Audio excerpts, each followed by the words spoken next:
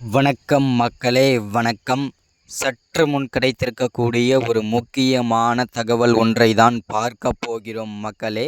சற்று முன் விளையாட்டுத்துறை அமைச்சராக இருக்கக்கூடிய அமைச்சர் உதயநிதியை தற்போது சற்று முன்பு அதிரடியாக அமலாக்கத்துறை கைது செய்திருக்கிறார்கள். கைது செய்து புழல் சிறையில் அடைக்கப் போவதாகவும் தகவல் வெளியாகி கொண்டிருக்கிறது மக்களே. அமலாக்கத்துறையிடம் இருந்து அப்படி என்ன தவறு செய்துவிட்டார் அமைச்சர் உதயநிதி அவர்கள் புழல் சிறையில் அடைக்கும் அளவிற்கு? இதனால் முதல்வர் ஸ்டாலின் கதறி கதறி அழுகிறார்.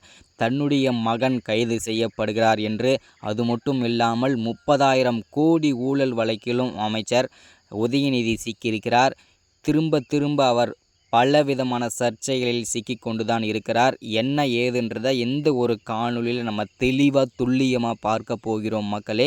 அது மட்டும் இல்லாமல் கள்ளக்குறிச்சி மாவட்டத்தில் நேர்ந்த ஒரு கோர சம்பவத்தை பற்றியும் எந்த ஒரு காணொலியில் தெளிவாக பார்க்கலாம் மக்களே. அதற்கு முன்பு நமது அரசியல் நியூஸ் சேனலுக்கு நீங்கள் புதிய பார்வையாளராக இருப்பதற்கு வாய்ப்புகள் நிறையவே இருக்கிறது மக்களே. முடிஞ்ச அளவுக்கு எல்லாருமே மறக்காமல் நமது அரசியல் நியூஸ் சேனலை சப்ஸ்கிரைப் பண்ணி வச்சுக்கோங்க. தொடர்ந்து வீடியோ போட்டோம்னா உங்களுக்கு நோட்டிஃபிகேஷன் வரும். தொடர்ந்து அப்டேட்டாக கொடுப்பேன். தொடர்ந்து நியூஸ் அதாவது வந்த உடனே அப்டேட் பண்ணுறேன். மறக்காமல் சப்ஸ்கிரைப் பண்ணி வச்சுக்கோங்க. லைக் பண்ணுங்கள், ஷேர் பண்ணுங்கள். வாங்க வீடியோக்குள்ளே போகலாம்.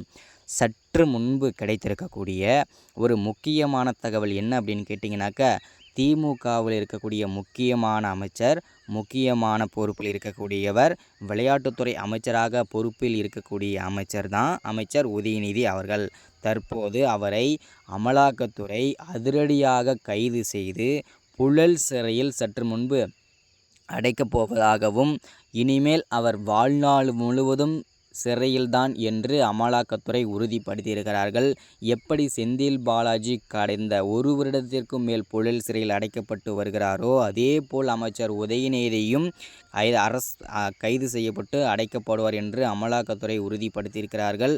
அப்படி என்ன தவறு செய்துவிட்டார் அப்படின்னு கேட்டிங்கனாக்கா, கள்ளச்சாராயம் விற்றதே திமுக ஆட்சிதான், அதில் முக்கிய பங்காக அமைச்சர் உதயநிதிக்கு இருக்கிறது என்று பல ஊடகங்களிலும் பல அமைச்சர்கள் தெரிவித்திருக்கிறார்கள்.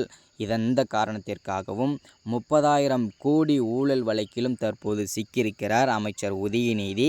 இந்த காரணத்திற்காக தான் அதிரடியாக அமலாக்கத்துறை கைது செய்திருப்பது பெரும் அதிர்ச்சிக்குள்ளாயிருக்கிறது மக்களே. அது மட்டும் இல்லாமல் இவருடைய கொச்சி பண்ணை வீட்டில், அமைச்சர் உதயநிதியின் கொச்சி பண்ணை வீட்டில் பல கோடி ரூபாய் மதிப்பிலான போதைப் பொருட்களும் வைத்திருந்திருக்கிறார். அதையும் அமலாக்கத்துறை கைப்பற்றி விட்டார்கள்.